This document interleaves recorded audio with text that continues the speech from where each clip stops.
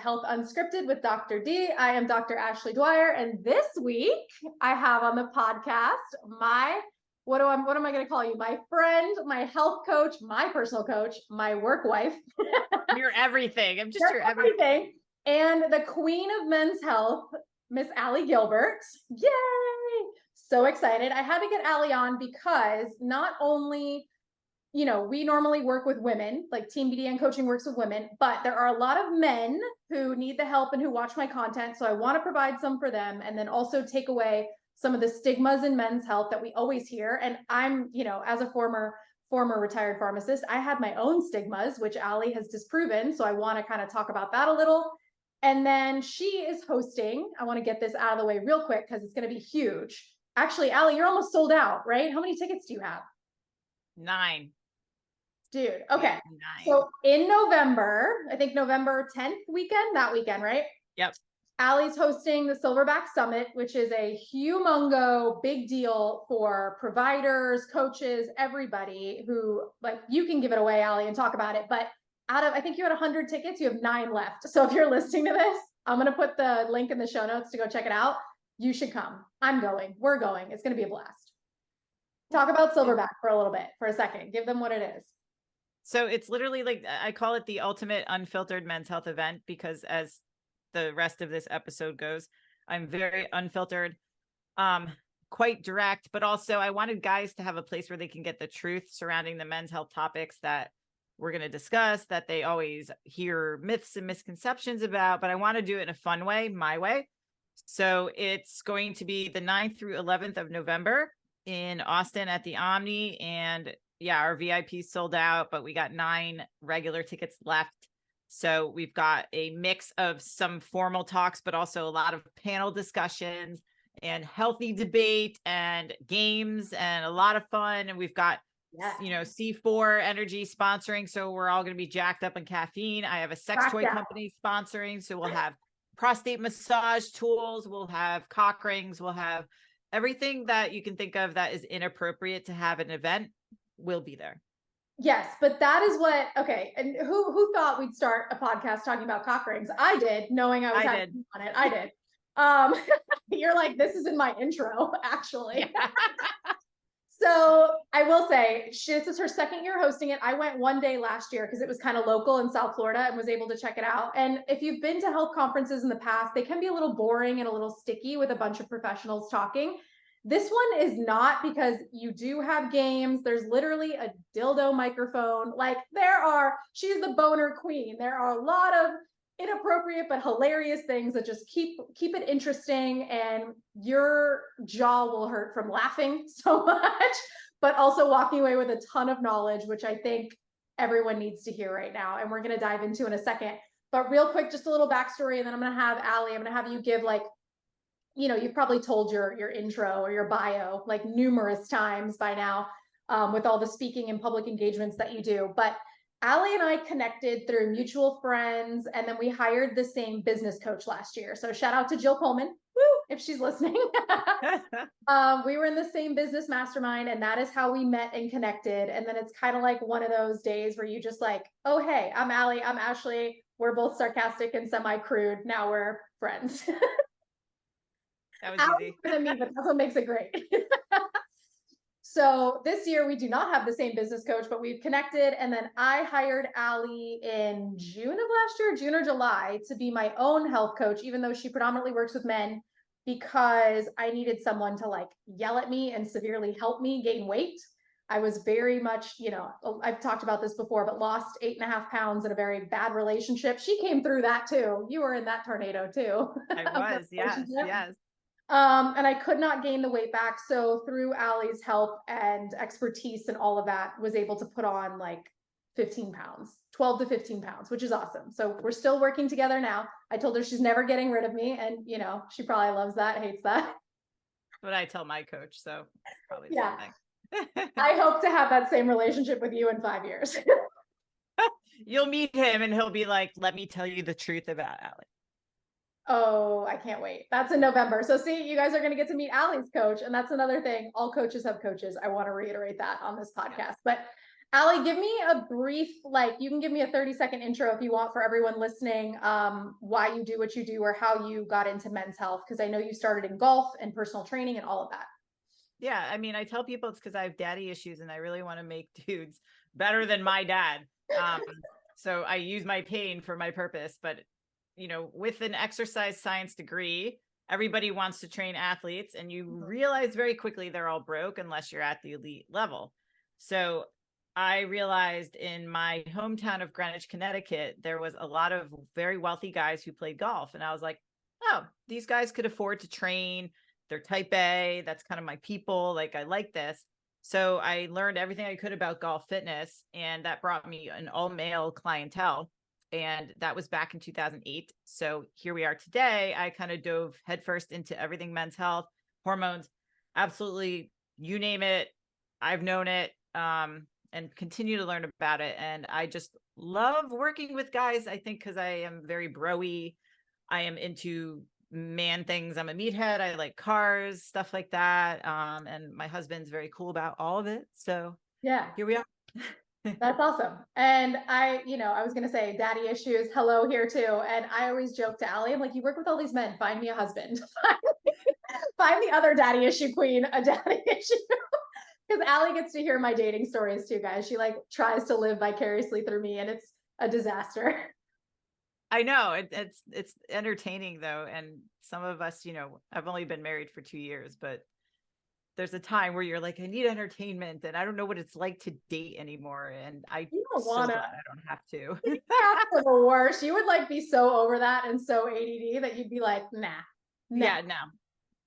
So I, first of all, appreciate you taking time out of your crazy busy schedule, getting ready for the Silverback Summit. And as I said before we even started recording, this is her third podcast of the day. I don't know if you're just on autopilot now with like what you talk about.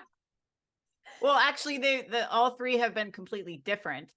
So I won't be like, did I already talk about this or did I not talk? Like, I can't remember. So like the one before you, I was talking about like endocrine disruptors with Johnny Slicks, the owner of the hair products that we use, their sponsor of the Silverback Summit. Yeah. And then this morning was with Dave Lee, who's one of my speakers at Silverback. If anybody watches and wants to understand like the war on masculinity and testosterone in younger guys, Dave's specialty is with that. So you guys will meet him if you attend the summit. You will meet him. He will be there in person. He's from Australia. You'll actually meet both my coaches, Bedros and Luke. So business and pleasure. I can't wait. And I'll be living in Austin. So by then, so it will be like a full-fledged experience. We'll be there for everything. So we don't need Uber. No, what do you mean? You'll be our Uber.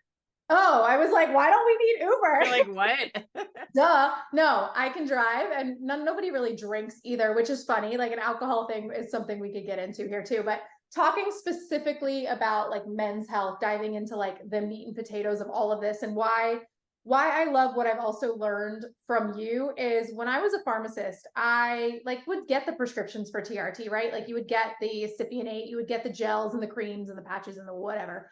Coming in, insurance never covers it, or if it does, it's like terrible, right? And I know you tell people like, do not use insurance. Yeah. She like shaking her head no for those on audio. No, sorry, audio people. Yeah, the insurance is like if you need a Z-Pack and need like a copay, that's it. But I was always anti-TRT because I was like, oh, men have to stay on it forever. And the patients that I was seeing was also very different, right? Like it's your very unhealthy men, like who could do a bunch of lifestyle changes to get their testosterone up higher. And then they were just like taking this drug without really doing anything else. And so I had a really negative outlook on it and didn't really love it.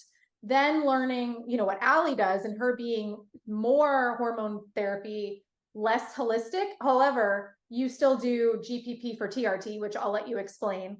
But providing and bringing in the lifestyle factors with it, and then just learning how many men are actually deficient and low in testosterone, regardless of lifestyle. And so that's kind of what I want you to like dive into now is like, why is that a thing? So why is that so common now? Like lower testosterone in men, like what is happening?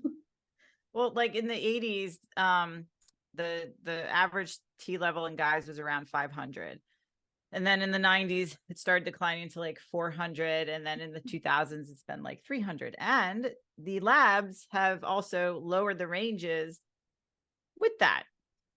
Why is that? Well, hello, obesity, like hugely sedentary lifestyle. Guys don't move as much as they should or used to. The chemical onslaught I was just talking about with the endocrine disrupting chemicals that we used to think were like super woo woo. And like, if you don't touch, the receipt, then that's weird and corny. And like, carrying around glass containers and stuff like that is super dorky, but it's actually like true, because we thought we were safe if we had BPA free containers, but there's BPF and BPS, and there's all these other, things associated with that. Mm-hmm. They actually tested like 10 million women in the 30s with BPA to use for birth control, because it has that detrimental of an effect on fertility and hormones. So combine that with not moving. If you don't move, then your body's like, well, I'm just going to accumulate body fat. And the more body fat men have, the more inflammatory they are. The more inflammatory there are, the body's like, cool, well, I'm going to suppress this hormone that makes you a man because we have too much of an inflamed state. So therefore, we're going to lower that. And guys will not be healthy, and insulin resistance and high body fat obviously contributes to metabolic disease. And that's really one of the leading factors. And it's crazy because they try to blame age, and it's not age. It's really not age. Like, what is the age? Every now and then you'll see somebody, huh? What is the age where it actually like starts declining? Now like 25. Well, before. Like it used to be like guys over 40 or over 50, right? So like it used to be like if you had ED, you must be over 65. If you have low T, you're probably over 60. Yeah. Cool. Now it's like I can look at a guy in his 20s and think, yeah, you probably have low T. Like if you go to Disney World, it's mostly like low testosterone people who look like a melted candle and they're wearing Crocs. This is not a cool thing to do. By the way, Allie goes to Disney a lot because her husband, Charlie, loves it. Yes. Yes. Disney fan. So Allie gets first row seats at what would you even call that? Like the melting pot of why America is the way it is. It's so bad. And honestly, like I stole one of Bedros's jokes because he was like, you can't be fat and wear Crocs. Like you have to pick one. And he just went off on that this weekend. But like, it is true. It is disrespectful to be overweight. Like, and the sad part is when there's overweight parents with kids who are just as overweight because you're enabling them. You learn by example, right? Like you have the same habits your parents do. What about, can you be overweight and wear toe shoes? No, that's not allowed. That's not allowed in my coaching program. Gloves are not allowed in my coaching program. You cannot say the word smoothie. It is a shake. It's a shake. You can't see, like audio people can't see, but like I have all these calluses and I'll have people be like, wear gloves. I go, absolutely not. No fucking way. No. That is birth control. Yeah. I dated a guy who got like, he was so upset when I put my hand on his leg. He was like, it's so rough. And I'm like, okay, this is not going to work. I had a guy tell me I needed to file my calluses and put on lotion. And I was like, later, dude. Yeah. I'm like, bro, you need to make some calluses. Sorry. Yeah. Like, let me teach you how to get some calluses. So, okay. So what we said were sedentary lifestyle, which we see in women as well. So just the the population's not moving. Everything is super convenient. We're not getting off of our asses. We're sitting in one place. I will say the normalization of obesity is becoming a problem, and like labeling it as a disease now. That's like a fun topic. Where do I even start? Like, I know we're like stirring the pot now. If you guys go on my business coach Bedros Keuilian's page, you will find plenty of tangents on men being overweight and fat. And I think that even saying the word fat, like I still like will hesitate sometimes because I'm like, wait, that's like a bad word. Like I had somebody come after me for saying obese, and I was like, yo, obese is a medical term. Like I don't understand the problem with it, but it's harmful. Now, can you be a larger person and be healthy? Yes, but does that mean large in terms of a lot of body fat? Probably not. Like literally, it is the most inflammatory tissue in the body. So you can't argue with the fact that it's causing all these downstream effects from a health perspective. So it's like, they have a lot of these like they do it in Australia a lot. I don't know so much about the US, where there's these groups of female coaches who do photo shoots together to promote togetherness or femaleness or something. I don't know, but they're supposed to be doing fitness, but it's not like fitness related. And it's a body positivity shoot or whatever, which like, listen, if this helps and it makes you feel better about yourself, awesome, but you still have to do the work to get into a healthy place. Yeah. And it kind of segues into men who are overweight and inflamed, looking at testosterone as a panacea for them, where they're like, this is going to fix all my problems. Yeah. And it's not true. That gets into GPP, which stands for what? So GPP is a term in the fitness industry called general physical preparation. And basically it prepares you, it's normally termed in sport or powerlifting or something, where it prepares you for a specialization phase. So if you're training for a certain sport, that would be your specialization phase.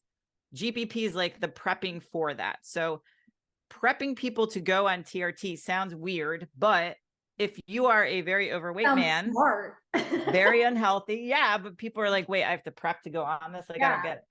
And I'll say why, but to get it, basically the concept is to get a man very healthy and resilient, more towards 15% body fat before he goes on testosterone replacement. And then I'll have guys say, well, testosterone replacement changed my life, it allowed me to do all those things. And I absolutely, I totally get it. But anytime you inject an exogenous hormone in a body that does not want it, that's suppressing it for a reason, there are going to be unwanted side effects. It's not going to be a good experience. And what happens with guys?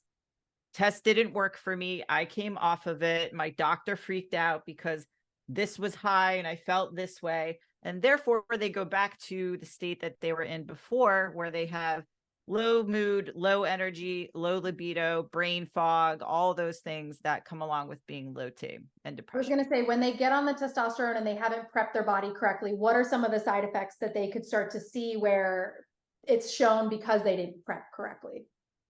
So going on testosterone naturally will increase red blood cells and hemoglobin and hematocrit and all of that stuff. That's normal. But if they're overweight, there tends to be a trend where that really catapults it into more dangerous levels. The problem with that is it can cause higher blood pressure, heavy breathing, all these things. It's just not a comfortable state to be, water retention, stuff like that.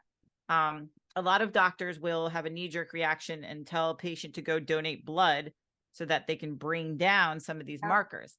The problem with doing that too often is it can crash a guy's iron. So women, like, we bleeding every month, like that's completely normal. Yeah, anemia in women is like standard.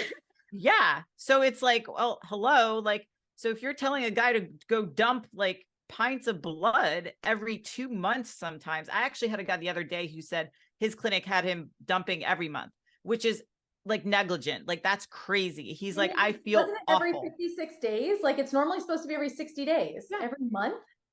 Every month. Damn. Every month. So it's a good Samaritan thing. Do it like once or twice a year, but fuck, every month.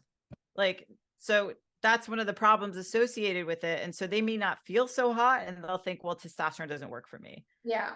So, but then like, what are they going to do? So one of the other things that I really learned from just attending, like, Allie, you speak a ton at these events and conferences. I've been to a couple of them, of Perform Better, Coach Catalyst Summit. You know, you get invited to all these things, which is awesome because you're sharing so much knowledge that needs to be heard in the men's health industry. And what they don't teach, and even in pharmacy school, right?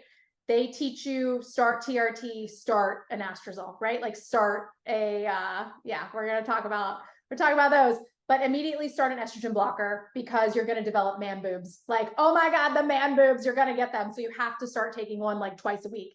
And you would get those prescriptions in and we would get those and we'd be like, oh, there's no estrogen blocker. We have to call the doctor and like get one. And it'd be so crazy. Why can't I aromatase inhibitors? I'm like, why can't I think of the name of the drug? Like, hello, drug dealer here. But I've since learned with all the data coming out and even what I've like learned and watched from you, like, you don't need it because men, like you just said, men need iron too. Men need estrogen too. So can you like just speak a little bit, like, what is the importance of estrogen in men and why shouldn't we be blocking it?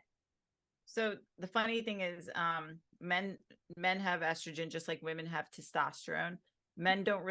some guys don't know women have testosterone, which I found out on social media recently. For whatever reason, we don't need to optimize it, but men and estrogen. Can I ask you, do you remember how much anastrozole cost? Oh God, no, but I can look at, I still have the like pharmacy apps and stuff. Because I'm like, how much do these guys actually make off of it that they continue to prescribe it? So that came from the bodybuilding world where, estrogen was the women's hormone. It's going to make guys cry and it's going to make them too emotional. It's going to cause sore nipples and gyno and water retention and all this stuff. And come to find out, it's necessary for men because it's cardioprotective, it's neuroprotective. It really helps them maintain body fat levels in their abdomen. It actually helps their joints, stuff like that. So when you block or suppress it, you're basically putting a guy in the same state that a woman is in menopause. So in menopause, women lose estrogen. What happens? Osteoporosis, insulin resistance, belly fat, all those things. Same thing with guys. I had a guy in a consult yesterday and he's like, I went on testosterone for close to 5 months with another clinic, and I felt great at first, and then I felt awful. And then I lost my libido and my erection strength was actually starting to deteriorate. And I was like, that's interesting. We went through his whole, audited his life because stress could absolutely impact that. Yeah. And I asked him, all the stressors in his life and blah, blah, blah. And so we determined, okay, it could be that. And I asked him, were you on anything else? Did the doctor put you on anastrozole? He said, yes. 3 milligrams a week, which is probably twice what, yeah. So usually they come in 1 milligram pills and guys take half once a week, 3 milligrams a week. And I was like, okay, I think we found the culprit. He can't fall down. He's going to break a bone, literally. And he's like, that's funny you say that because that's when a lot of my joint issues started. And I was like, yeah. So I think you can revisit testosterone replacement. I can introduce you to Merrick Health because they actually know what they're doing. Yes. And we'll get you on a competent protocol that does not include anastrozole. So I looked it up really quick. I'm going to go with the Walmart pricing because Walgreens is just like insane. But for 30 tablets, it's 110 out of pocket, or you can get GoodRx for like 20 bucks. So they're not paying much for 30 tablets if they're not using it that much, right? Like anastrozole is cheap, so they're not making too much. Yeah. But to go back on your one comment, this is why I've definitely learned. I was dating a guy who was taking testosterone, but also taking anastrozole, and his libido would be like in the toilet. And he's like, I don't understand why, like I'm doing this. It should be good. I go, you have to stop taking your AI, like the anastrozole. Yeah. And he's like, well, I'm going to listen to my doctor. And I was like, okay, cool. Like, have fun with that. And I was providing him, me, I provide like the data and all the stuff. And like, okay, listen to your doctor. Clearly you're feeling great. This is affecting your sex life. and it's like, I've had guys, question it and then, they don't understand. And I'm really parroting, but also I've studied what one of my doctors, Jordan Grant, who has provided the literature and stuff like that. Dave Lee's also at Silverback. Yep. And he'll be at Silverback. Yeah. So it's not like my opinion that I'm giving them. And I'm like, I have literature from PubMed to show you if you want to read it, to talk about why it can be detrimental. And is there like outliers sometimes where maybe they might need some of it? Then sure. But the overwhelming amount of men who do not require it just based off a lab marker being high on paper. What I've learned from Jordan is that in women who are menopausal and in men, serum or blood lab markers of estrogen are not reflective of what is actually in their tissue because it acts as a paracrine hormone. So it's not an endocrine hormone in men and postmenopausal women. So basically it's obsolete to even run estrogen. He doesn't even run estrogen anymore because guys will see it in the red if they're on TRT and they'll freak out. Yeah. A big benefit of testosterone replacement is due to the conversion of test to estrogen. It cardioprotective, neuroprotective. So why do so many women suffer from heart disease and issues like that? Because they're losing estrogen during menopause. It also increases insulin sensitivity, which you super need for losing body fat, muscle mass, all of that. Yeah. Oh yeah. I've had guys who, when they've come to me were on an anastrozole, gone through the process at Merrick, they've come off an anastrozole, and they're like, oh my God, my belly fat went away. And I'm like, could be Hey. lying. Hey. You know, hey, how about that? Yeah. And they could tolerate carbohydrates a lot better. And so it actually is a major battle in the TRT world. Cause like even here in Florida, we have these clinics where you can just walk in and get the same protocol as anyone else with the starter pack. Yeah. And an anastrozole is part of that. And, you know, guys don't know what they don't know. And it takes a lot for a guy to get his blood work done or go to a doctor in the first place. So they're not going to resist what a doctor says because they probably just don't know how to argue, you know? So they're like, I'm just going to take what he gave me and then be on my way. They really don't know. That's what we're here for. I mean, honestly, pharmacists and doctors don't know either, unless you look into it and study it and actually stay up on the literature, which you would think doctors would, but not the hormone clinics so much. No. And say, yeah, like the pharmacist, like, you know, like you guys can like do whatever you want. Sometimes they'll like tell the patient, like, yeah, you shouldn't be taking this much testosterone or blah, blah, blah. Or like, I've seen them change the script and the dosage randomly. I don't think that's allowed. I'm like, they had to have called the doctor and annotated that because you could get in a lot of trouble for just like doing that. But that's insane. HCG was one of them that I wish I could remember the story. It was pretty weird. There's so many stipulations that they like allow us to do and not do. So it's almost like we're strapped by the law, like, right? Yeah. And the DEA for controlled substances, which testosterone is. So, but not only are you dealing with like that type of misinformation and everything, but we're also dealing with, and I kind of used to think of it too, as like TRT is like a massive anabolic steroid. Like if you take TRT, you're on juice and you're going to get extremely jacked. Like, can we put that myth to rest too? Your face right now. I love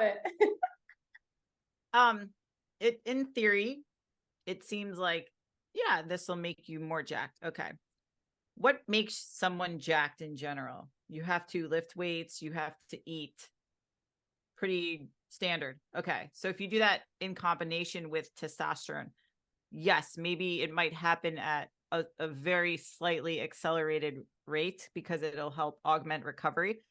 Testosterone replacement is literally replacing what you should already be biologically producing. So if someone wants to go on super physiological levels, because the legal limit to prescribe is 400 milligrams, nobody's even on 400 milligrams at a therapeutic dose. If you're taking 600 to 800 milligrams, yeah, you're probably going to gain a lot of size really quickly. Doesn't happen with testosterone replacement. There are plenty of men who are on TRT. You would never, ever think of it just by looking at them physically. Guys will feel better and they might grow muscle easier because they can recover better. They can sleep better.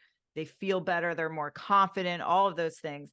And that's why they will end up looking the way they do. But it's not instantaneous either. Like I've had guys like 3 months in, they're like, when do I get jacked? I'm like, well, calm your shit. It's like any other process.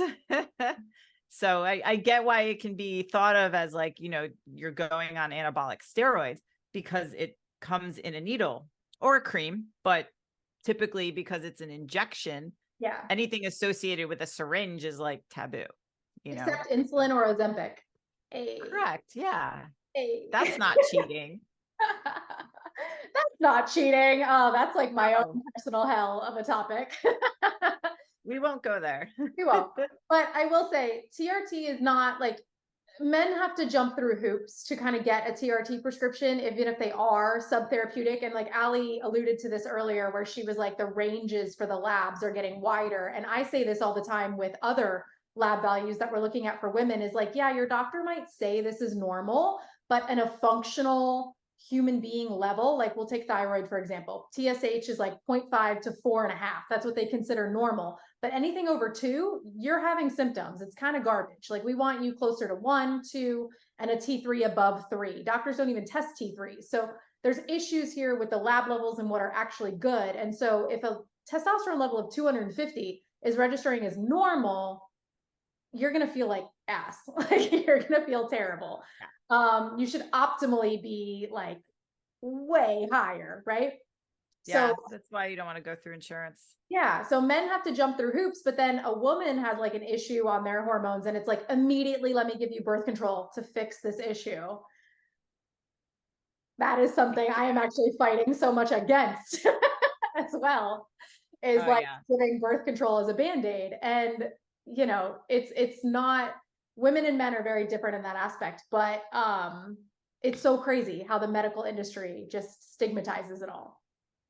Birth control is like, first of all, let's define like what an actual anabolic steroid is. Usually it's something synthetic that is a derivative of testosterone.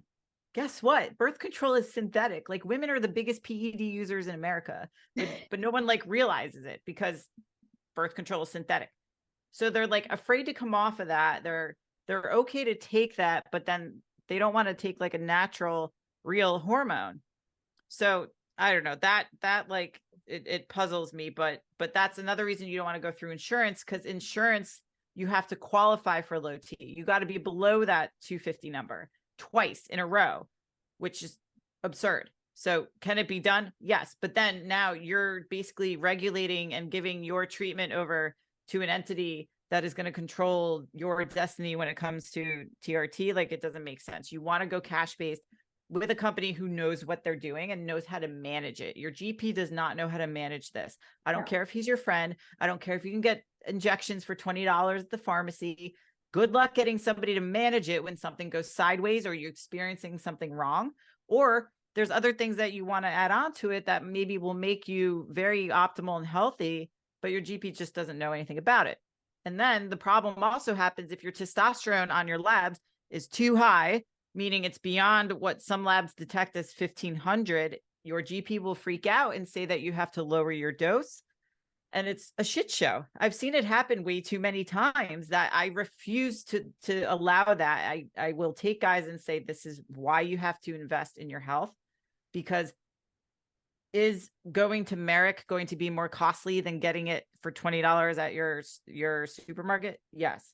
But it's not only money that you're going to end up saving in the long run. It's time, it's frustration, energy, of doing the song and dance, of going to doctor, because you're battling somebody. And I've seen it happen so many times. That's why I get so worked up about it.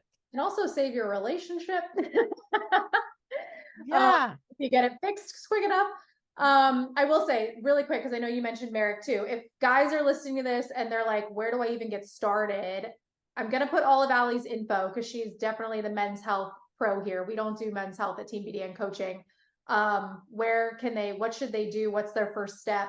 Like, where do you suggest men go if they're like, oh my God, my doctor doesn't know, what do I do? Come to me.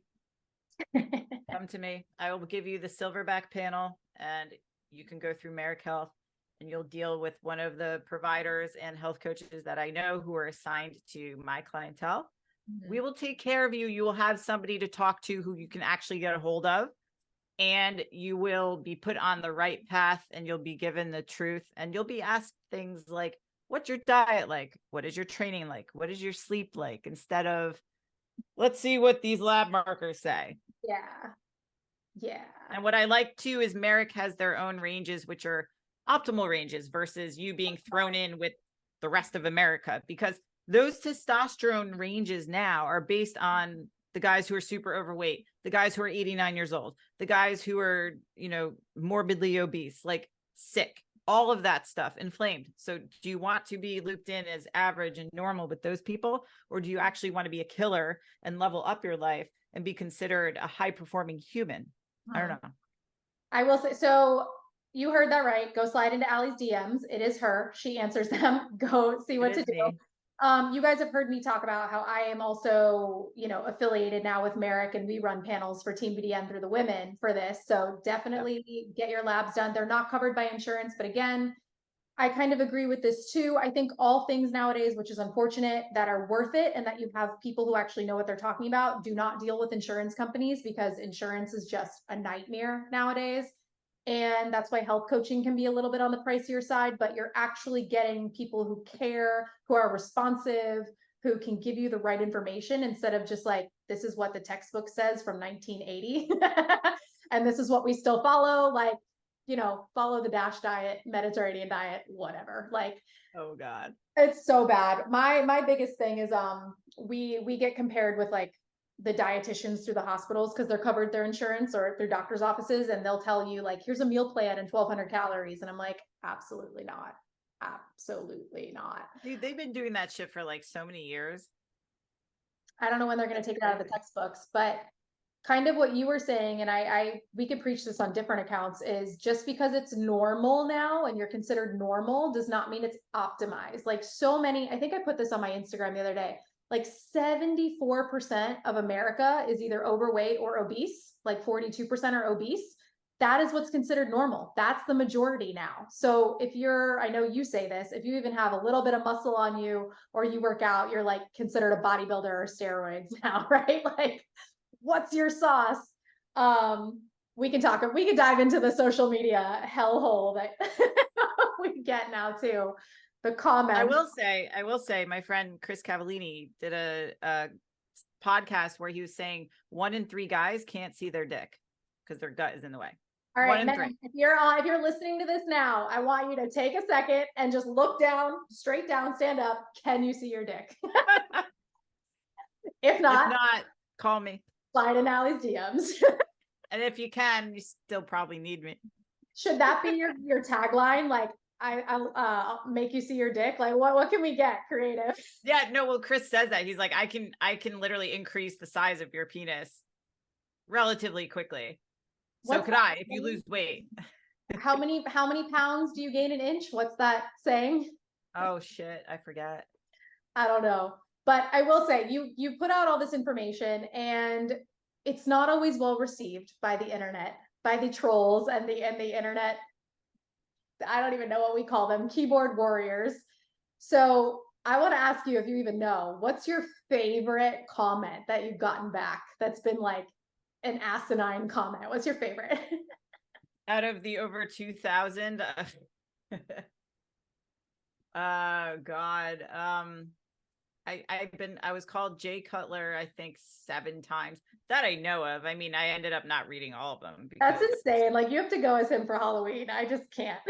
Oh yeah, no, I have to. And I like totally leaned into that because I was like, all right, I can throw self-deprecating humor. I think there was just more stupidity, like guys saying that, like, why would women need to optimize testosterone? They don't produce it.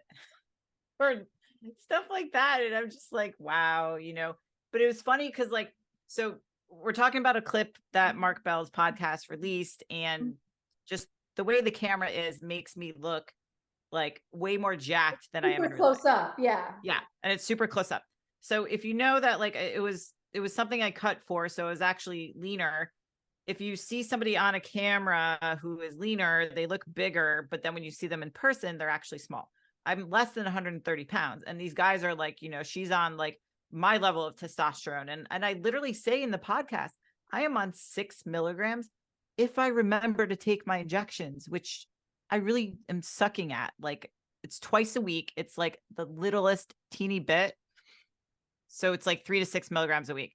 And they're like, you're on everything. You're on more than that, And I'm like, oh, okay. They dismiss that I actually work out, but ultimately they're very upset that a woman with masculine traits and looking a certain way is lifting more than them, is doing something that they want to do. And anytime someone's jealous or someone has something that you want, you're going to do everything you can to tear that person down. And that's where that comes from. But it was eye-opening to like the level of hurt in America. I was like, fuck. It's bad. The best part was when they start arguing with each other. And I was like, keep going. Like, they're arguing with you. They're arguing with a bunch of my friends who went after them. And everyone's messaging me like 2 weeks later, yo, these people are still arguing with me. And I'm like, keep it up. Because we've got like 15,000, whatever. There's 500,000 accounts that have been reached through this. That's crazy. Keep it up. It's crazy. Yeah. But like, I was like, damn, like the hate for this type of thing. I remember I was arguing with someone in the comments last week, and I remember he didn't respond because I don't remember my last comment, but I literally said something of like being the pharmacist and knowing like the doses or something. And he was just like, I'm done. But I couldn't remember.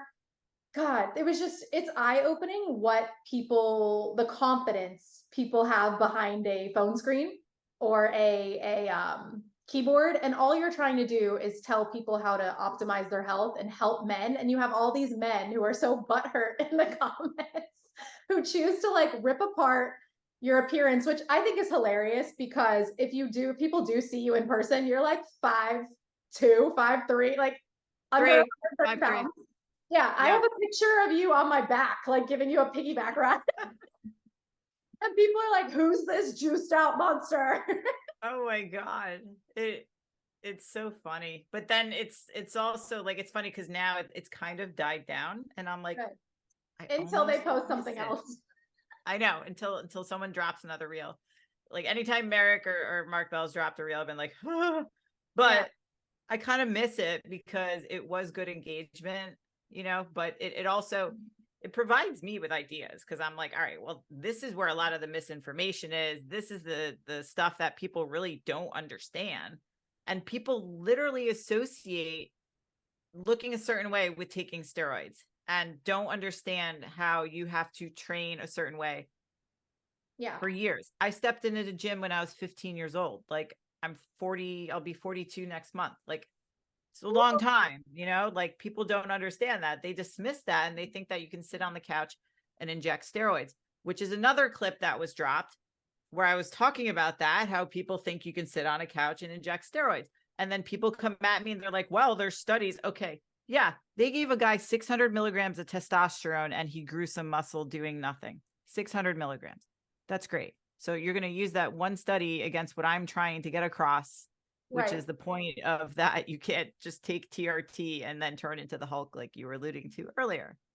Which a standard dose, I think, is like 200 milligrams a week.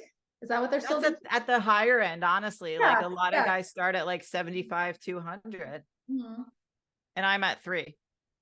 You're at 3 milligrams, but you're taking like, I think they were also saying you were on like Anavar and Tren and all of these other things. Yeah. Honestly, use it as a compliment. Like, look, I could teach you how to look like this too if you were a man. My friend Dan did a reaction video, and it was really funny. Oh, I liked it. Yeah. He pulled up some of the profiles of these guys. He called one of them looking like a bag of milk. I died. I died. Well, there's a video I saw yesterday that I want to make a reel doing all of the things he says not to do. It's always like this stereotypical feminine masculine thing too. It's like, if you want to be a woman, you should not be doing lat pull downs because it makes you wide and you have shoulders. Women should be thin. You should not be doing bicep curls because it gives you big arms and you should have thin arms. You should not be squatting because you'll get big legs and women shouldn't have big legs. And I'm like, fuck off. Like, what? You'll never like appeal to anyone. And I remember saying, if I had my long hair, I had really thin arms, then people would be like, well, who is she to talk about like men's health stuff? Mm-hmm. Yeah. So you know what, who am I? But I know I'm not you, and you're not qualified to be up here. So fuck off. Like, whatever. I mean, you obviously practice what you preach in the like lifestyle at it, like working out, eating well, maybe not even eating enough sometimes, like yell at you to eat enough. But I think this is why we need to keep having these conversations, and why I wanted to have you on the podcast too, is to just like filter out all the noise that people will hear on the internet, because the internet just gives everyone a microphone and a chance to be loud, and not everyone needs to be heard. No. And honestly, these people would not, like, if we're all in a room together, they probably wouldn't say these things to my face. Of course not. I even said that, like, I was trying to take different psychological approaches to answering some of them. Because Pedros was like, don't do what I do and troll the trolls. I was like, I already did. I'm sorry. But he goes as far to like add them as a friend and then like slide in their DMs and like talk to them. Dang. But I'm like, do you really though? You don't have time to do that. How does he have the time? That's what I was just thinking. How? I don't know. But like one of them, I said, like, I'm truly sorry that you feel so deeply hurt by whatever it was that hurt you, that you have to go after people you don't know on the internet. I hope you find happiness. That would provoke them to go further. So another one, like I would say, you wouldn't say this to me, to my face, if we were in person. And it's pretty sad that you're doing it this way. And he's like, actually, if I was a friend of yours, I would definitely say it in person. I'm like, well, you're not my friend, bro. And just No. kind of taking different like approaches to see how they respond as like a psychology experiment. Cause I was like, I really want to understand, like, what if I came with humility and was like, you made me really upset and hurt my feelings. And they didn't give a shit. Like they just want to make themselves feel better. And like, I was like, well, you could be on a podcast too, just not this one. It's okay. I was gonna say, as a straight woman currently in the dating world, they don't care. No, not one bit. Just Not one I bit. know we joked about dating earlier, but just thank goodness you found like Charlie and the match and all of that, because that extrapolates so much into just, it's not good. I don't even know where I was going with that, but it kind of also is why we hang out with the people that we do, and why gym rats hang out with other gym rats, or we end up dating other gym rats and things like that, is because it is a lifestyle, and the people who Yeah. are so far removed from that lifestyle don't get it until they do. And we're trying to get more people into that area so that the majority is not overweight and obese anymore. Yeah. But I'm not going to take advice from people living a life I don't want to live. Question for you on the men's thing really quick, because I know I mentioned it earlier. Do you have male clients who are, because I know I see it a ton in women, do you have male clients whose doctors are giving them Ozempic or semaglutide or anything like that? Like as Yes. much? Yeah. My clients, I have maybe one or two guys. But I don't have people like running to the med spa. Yeah, to the med spa. But yeah, not insurance based, but yeah, compounded or something through. Mm-hmm. So do you notice with them that it really depletes their appetite too? So the guys that I have experienced using it is using it for cutting. So Okay. it's not because remember that my population is not really that overweight. Okay, true. So I don't deal with a lot of obesity or people who are new to the lifestyle that's swinging. So who are new to like the fitness lifestyle. We don't have to like ingrain habits and stuff. So it's like a lot of bodybuilders actually use it for cutting because it Yeah. helps take the edge off with dieting. Yeah, that makes more sense. So you wouldn't have like a ton that are transitioning off or what they're doing, but you do have a lot of men who come to you, and I say this with women, so I want men to hear this before we wrap up this podcast, who are under eating. Men undereat a ton as well, right? Oh my God. Another reel that I got attacked on, but yeah, it's again, the population I deal with are men who were trying to get really shredded, who had success, but can't get it to the next level, meaning they're maybe 20% body fat or lower, which the equivalent of a guy at 20 is probably a female at like 29 or 30. So they can't really take it to the next level, and they've tried and they've just cut calories constantly, or they come from more of a high intensity CrossFit background and they just keep adding exercise and all that stuff. So they tend to undereat for what they're performing for. And then they take up jujitsu, which torches calories, and they don't eat enough. So the problem is that with guys who want to be shreddy, they'll be like, cool, I'm going to cut calories and I'm going to increase my output, similar to what women do. Then they run out of gas, and then they become skinny fat, and then they hate how they look. So they try to go into a bulk. What guys will do that women will not do is they'll claim it's a dirty bulk so they can eat whatever the fuck they want. But then they put on too much body fat and they don't like how they look, but they look good in clothes, but they don't look good naked. So then they crash diet that fat off, only to not gain any muscle whatsoever, and then feel like they're in the same starting position. So we rectify that by increasing their output, but increasing the food to match it, and then kind of mainlining a slight deficit, but it feels like a surplus for them because they've never eaten this much food. Right. And so over time, they fill out.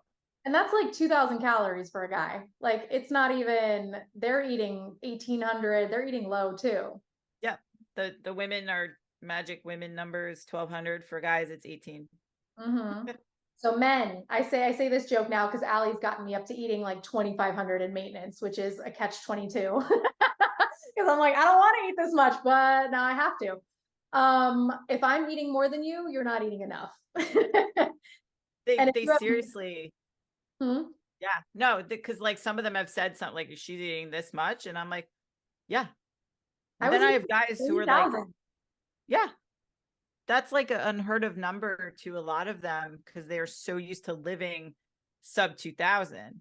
And then I get to the point where now it's like obscene the amount of carbs they're eating. And I have one guy who I have at 625 several days a week. The other days he's at like 425 or 450, and he's struggling. And he just keeps dropping weight. And his last coach underfed him. I've increased his calories to 2,300 over what he was eating. So we're almost at 4,000. He's like single digit body fat. He's literally like the most insulin sensitive individual I've ever met. He's 50 years old. He's a shredded monster. And I'm like, bro, you just got to eat more. Like, we have to get to a point where you stop dropping weight. Like, it's crazy. Well, that was almost like what happened with me. Like it was just like rapid glycolysis and we almost had to back off everything, right? Like we had to stop everything. I shared that this morning where, you know, people think it's also an instant process, and you get this with the men too, who men, you're just as bad as women. You're on the dieting hamster wheel too. You want results right away and to get shreddy and like, what is it you say? Dick skin lean. That's your Dick skin lean. Yes. You want to get that way, but it takes a ton of time. And even when I hired you in June, I didn't actually start gaining until December because we had to actually like fix a bunch of stuff going on and eat and then take away. And then I think I was up to 450 grams of carbs at one time. And I was like, I have to drink my carbs. Like I can't even eat all of these carbs. Yeah, that's what I tell them because they're, you know, I have a lot of guys who are OCD and conditioned to not like eat things that aren't quote clean. So I'm like, you have to resort, like when beyond 300 grams of carbs is usually when it's tough to eat it in rice. Yeah. So I'm like, yo, honey, cereal, like granola, cream of rice, things that are very orange juice, like orange juice. Yeah. Like Stan Efferding loves orange juice. I know. Have at it, but they're like, cereal? I'm like, yeah. Cinnamon Toast Crunch? What? Yeah. Have some Sour Patch Kids after training or something. Like literally when I posted that I had 2 bowls of cereal with a Fairlife chocolate shake, like people were losing their mind and they're like, broke the internet. I got to try this. And I was like, you should. I'm sure you get this too as a coach because you've been in the industry for so long. Sometimes things that are so common sense to you or so easy for you to do, like bowl of cereal with Fairlife, right? Is like, oh my God, to like a standard person who's just starting. And you're like, damn, I need to go back to the beginning to remember like what it was like to not know anything. That's my fault. That's my flaw. I don't remember. I think about that when I go to like an airport lounge and I put like if Delta has actual what looks like grilled chicken and not rubber, and I'll put it in a cup and I get weird looks. To me, it's so normal. But like I realized to Earth that that's weird. Cool. And explaining to new clients like how Instacart works and you can order deli turkey and totally eat that and be fine and all of that. Like it's a foreign concept, but then that helps me realize like, all right, they don't understand like what to get or how this works. It's almost so simple that you overlook it. Exactly. Mm-hmm. So even modifying menu items, like, you know, sub out this or say no dressing, like you're allowed to do these things. Oh, I'm like, just send me the menu. I'll decide for you because they're terrible. Guys just need like structure and direction. So if you guys are married or work with or whatever with a guy, just provide specifics and then like 2 or 3 things. That's all they can handle at once. This is ask one question.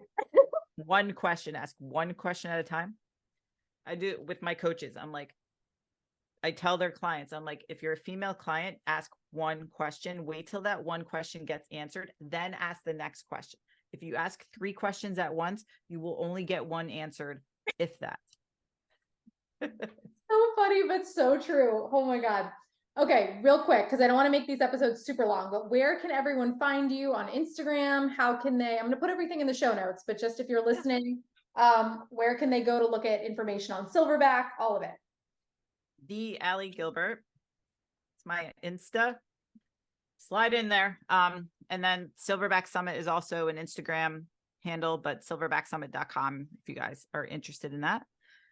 But yeah, I answer all my DMs.